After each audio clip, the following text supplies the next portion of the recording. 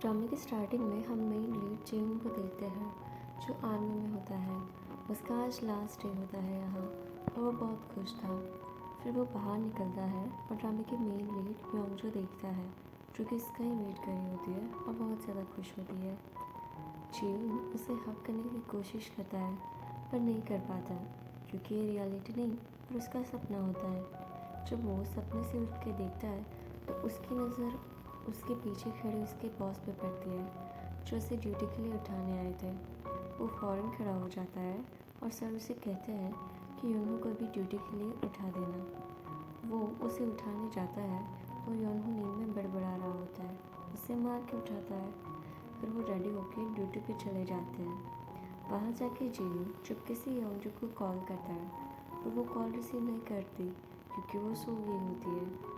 तभी उसकी मॉम आती है और उसे उठाती है और कहती है कि अपनी कॉल उठाओ और उसे बोल दो कि अगर उसने इतनी ज़्यादा बार लगातार कॉल किया तो मैं तुझे उसको डेट नहीं करने दूँगी। वो कॉल उठाती है तो जीन उसे डांटने लगता है कि कल तुम किसके साथ थी जब मैंने तुम्हें फ़ोन किया, तब किसी लड़के ने फ़ोन उठाया था। मुझे तुम्हारी फिक्र हो रही थी, इतनी ड्रिंक मत किया करो। योंगजो कहती है कि मेरे मैनेजर ने उठाई होगी और अभी 3 बज रहे हैं, तुम्हें अभी कॉल कर कि तभी उसे वॉमिट होने लगती है तो वो बाथरूम चली जाती है। वहाँ जेवन का सीनियर आ जाता है और बोलता है मुझे तुम्हारा कुछ तो करना पड़ेगा। एक देखो फ़ोन पे लगा है और दूसरा देखो कैसे घोड़े बेच के सो रहा है। उनकी वजह से सबको डांट पड़ती है और 50 राउंड लगाने को बोला जाता है। वो कंप्लेन करता है तो सीनियर उसे बढ़ाकर 67 कर देते हैं। आगे योंगजो दौड़ी हुई ऑफिस जाती है क्योंकि वो लेट हो गई होती है और वो जीवन का कॉल उठा नहीं पाती क्योंकि उसकी कल एक फ्रेंड आ जाती है और वो कहती है हम लेट हो रहे हैं तो चलो चलते हैं। आगे योंगजो अपने और एक फ्रेंड से बात करती है कि तुम्हारे मुझ पर बहुत एहसान है। जिन वो कहता है कि तुम हमेशा ये क्यों कहती हो, इसको काफ़ी टाइम हो गया पर फिर भी तुम एहसान निकालना चाहती हो तो मुझे टिक बुक खिला देना। वहाँ एमरजेंसी ट्रेनिंग के लिए सबको बुला लिया जाता है। ट्रेनिंग में सब कुछ सही जा रहा था तभी इन्हो और जीवन गड़बड़ कर देते हैं। वो मिसाइल ले जाते टाइम उसे गिरा देते हैं और ऑफिसर ये देख के बहुत परेशान हो जाते हैं कि आखिर करूँ तो क्या करूँ मैं इन नमूनों का। को इस बिल्डिंग के 77 फ्लोर सीढ़ियों से चढ़ने पड़ेंगे, यही तुम्हारी सज़ा है। वो लोग सीढ़ियाँ चढ़ना शुरू कर देते हैं और उन बेचारों की हालत बहुत ख़राब हो जाती है।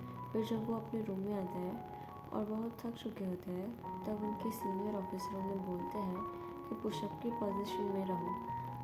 फिर उन सबको डांट पड़ती है और बोलते हैं कि हम सबके फ़ोन ले ले जाएं, तभी इन लोगों की अकल ठिकाने आएगी। आगे योंजू जीवन को मैसेज करती है कि सॉरी मैं तुम्हारा फ़ोन नहीं उठा पाई क्योंकि मैं ऑफिस जाने के लिए लेट हो रही थी और कल के लिए भी क्योंकि कल मैंने ज़्यादा ड्रिंक कर लिया था और कल जो मुझे मेरे घर छोड़ने आया था वो मेरा मैनेजर था। क्योंकि उनका घर मेरे घर के पास में ही था इसलिए वो मुझे छोड़ने आ गए थे और यहाँ इनके फ़ोन ले जा रहे थे। जब उनकी बारी आती है तब वो मैसेज पढ़ने लगता है पर तभी फ़ोन ले लिया जाता है। आगे एक और सीनियर आता है और उनकी हालत देख के बोलता है कि चलो मैं तुम्हें खाना खिलाता हूँ पर मुझे एक हेल्पर की ज़रूरत है। तब जीवन इशारों में कहने लगता है प्लीज़ मुझे ले जाओ। फिर वो सीढ़ियों से जाते हैं।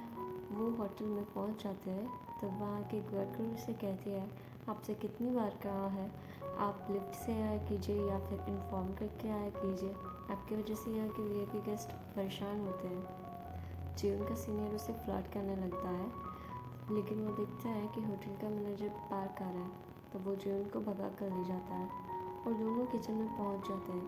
सीनियर किसी से बात करना लग जाता है तो जीवन मौका देखकर उसका फ़ोन लेके योंजू से कॉल करता है।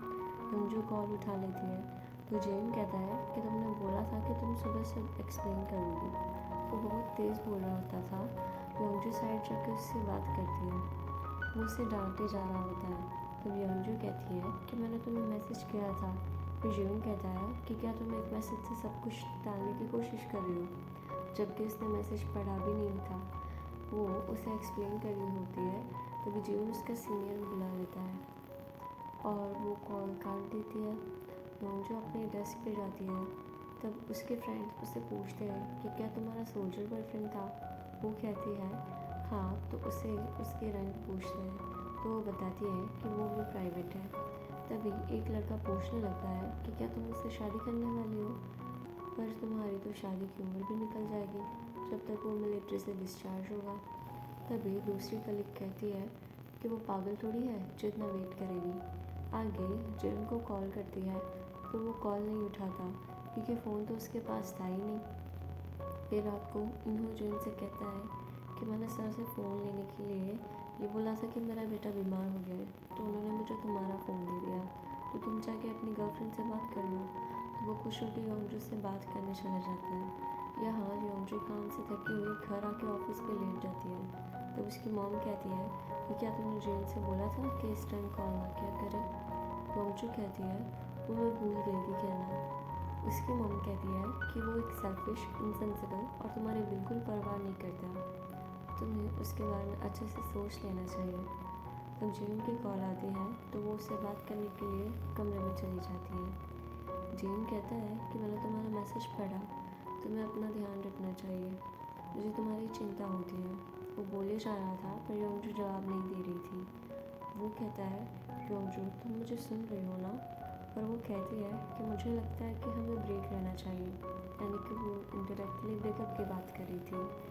तब जेन कहता है कि क्या तुम मुझसे मेरा तुम्हें परेशान करने का बदला ले रही हो। वो कहती है नहीं, पर मैं अगर तुम्हारा 18 महीने वेट भी कर लूँ और तुम वापस आ जाओ उसके बाद क्या होगा। जेन को बुलाया जाता है तो वो योंजू से कहता है कि ठीक है, जैसा तुम्हें ठीक लगे, और कॉल कट कर देता है और वो रोने लगती है। वहाँ ड्यूटी के टाइम जेन इन्हों को बताता है कि योंजू से ब्रेकअप करना चाहती है। तो इन्हों कहता है कि अगर वो तुम्हारा 18 महीने वेट कर भी ले तो क्या तुम यहाँ से डिस्चार्ज होने के बाद उससे शादी कर लोगे क्या। ये सुन के वो चुप हो जाता है। फिर बोलता है कि वो मुझसे शादी करेगी क्या, क्योंकि मैं तो अभी ग्रेजुएट भी नहीं हुआ। आगे योंजू अपनी और जेन की फ़ोटोज़ देखकर रो रही होती है।